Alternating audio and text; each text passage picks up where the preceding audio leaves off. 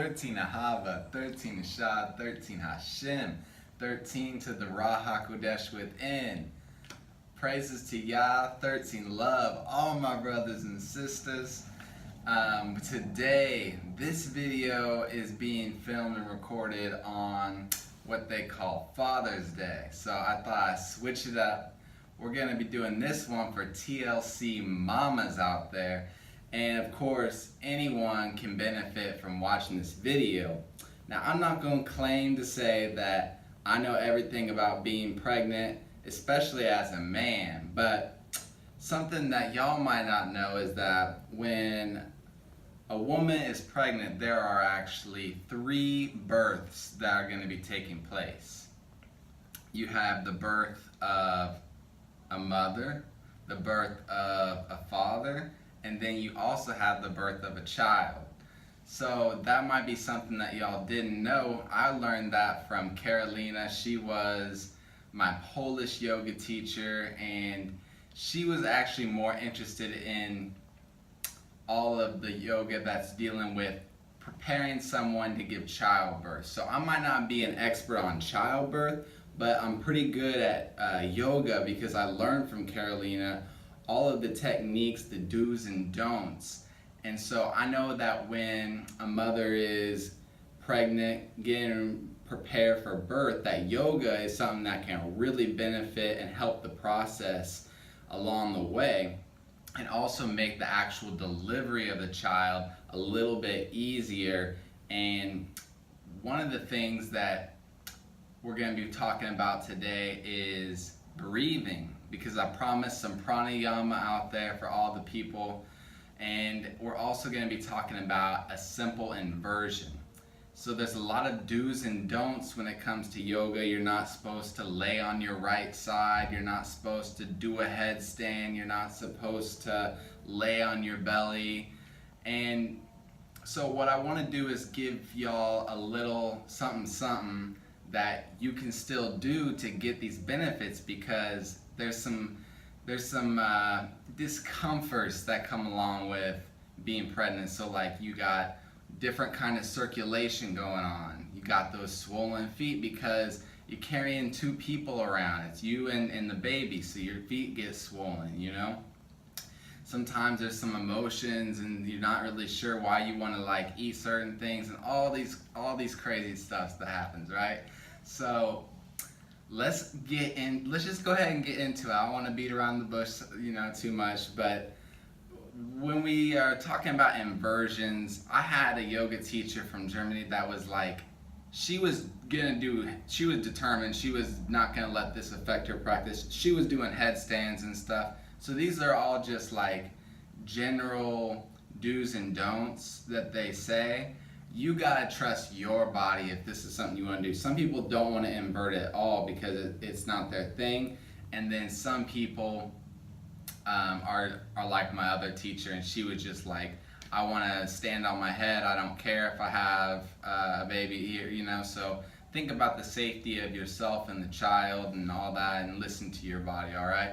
So I'm going to show you an inversion before this video starts going too long.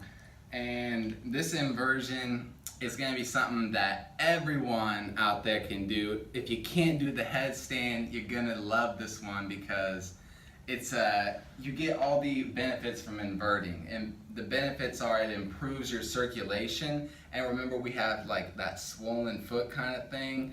And then we also have some emotions. So this is going to help reduce any anxieties. It's going to detox our bodies. And it's going to also improve circulation. Inversion is any time that the heart goes over the head in terms of like gravity. Unless we're talking about everything's flipped upside down, then you got to figure that out. All right. So I'm starting with my right side up against the wall. And I love to do this one in the morning because you can kind of still be sleepy with it. So you can just like, you just lay up against the wall, you relax your head, you relax your neck, and then you want to get your hips nice and close up to the wall.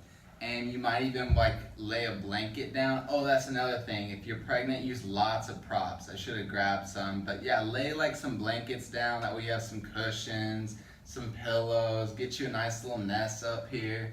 Okay, so you're all relaxed, right? Then with your hips up against the wall, you're gonna pivot. So I'm pivoting and my feet are up the wall, legs up the wall. So I don't have to stand on my head to get my heart over my head. I can do this, and it's like a waterfall. So you'll want to have your hips right there in that little crease of the wall. And the goal here is to allow the blood that's in our swollen feet to relax and trickle down like a waterfall all the way back into our belly where our baby is, and that is going to give them some extra blood flow. But if you're not pregnant, it'll come up and it can go to your head, and it'll help you meditate and think about all of the things that you need to think about. So the rules for this one are relax the feet and don't move. Every time you like fidget and you're like, oh, I'm not comfortable, now you're sending blood back up the opposite way. So you'll hold this, maybe just go a minute at first, or you can go about 5 minutes would be a good, decent inversion. When you're finished, you'll walk your feet down, give yourself a little hug. And some things that I like to try here, I don't know if you can get your knees around your belly or you know how far along you are, but twisting, we don't want to ever do a really deep twist when we have a child.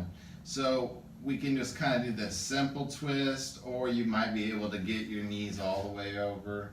And it's just a nice way to, you know, get the spine moving a little bit afterward. And you can turn your head the opposite way. Arms kind of like a cactus shape. So while you're inverting, you have your arms like a cactus. You can have your arms on your belly and breathe and just feel your belly rise and fall. You walk your legs down, and then normally you would turn to the right side and then push your way up. But since we have a child, we're gonna stay on the left side, the feminine side. We can use our arm as a little pillow, relax here, you know, and just allow all that blood flow to get back to its regular rhythms, cycles, and then we can take our right hand, push it into the floor, take our left hand, push up nice and slow. Just take it nice and slow, and then you'll rest back against the wall like you're sleepy, and then you're done. So that is something that everyone can do. I'll just go through it one more time. You relax on the wall. You pivot the hips, and then you relax the legs. The legs might start to feel a little bit numb or like they're going to sleep. That's okay. Just, it's up to you. If that makes you uncomfortable, then you might want to bend the knees a little bit, or go ahead and come out of the inversion. But for me, I don't mind it. I'll let the legs go numb, because I know that as I come down, I'm gonna do it the other way. I like to go to the right side, relax, I let the blood come back, and then I push my way up.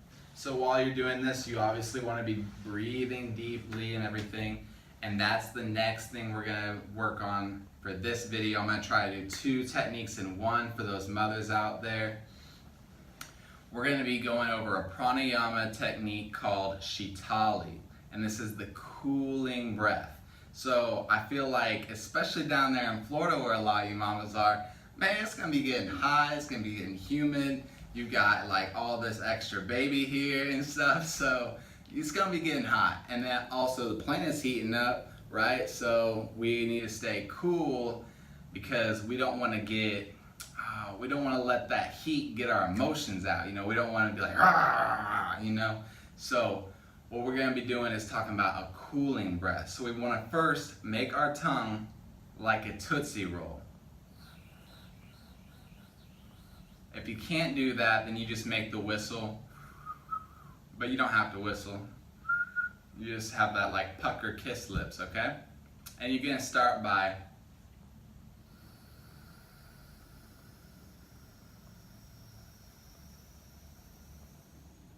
inhale.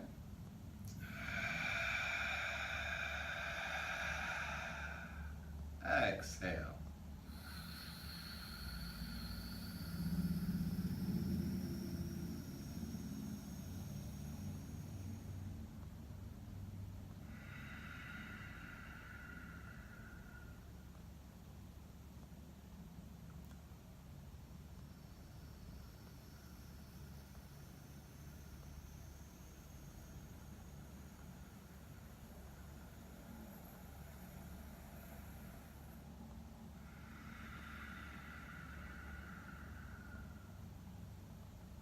You get the point, right?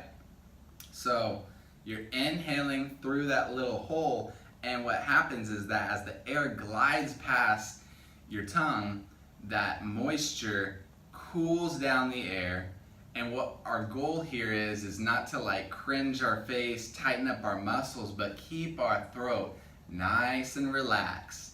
And that's gonna allow us to fill up our lungs all the way, because sometimes we have that shortness of breath with our diaphragm getting that restriction here. So we're getting a full breath of air, and what I like to do is start at the base, fill up my abdomen, fill up my chest, and then finally I like to fill up that throat just by relaxing. And you'll notice when you get right here, just remind yourself, relax your throat, and you'll be able to fill up a lot more. And then you can either exhale out the mouth or exhale out the nose, but try to not just go and just push it all out at once. Try to make it nice and controlled. And you'll do that, maybe do it like 10 times, all right? Close your eyes, do it 10 times. Then take like a nice deep inhale, exhale. And you can open your eyes nice and slow, and then everything's all like sparkly and bright, and you're not sweating as much. You feel nice and cool. Maybe you relieve some anxiety. So I will that y'all benefit from this, and that your babies benefit from this, and you have a beautiful, wonderful experience this Orcop Bay with Ramen Ka 13. Respect to all my kuzos out there. I love y'all. 13, 13, 13. Now I gotta scoot forward. All right.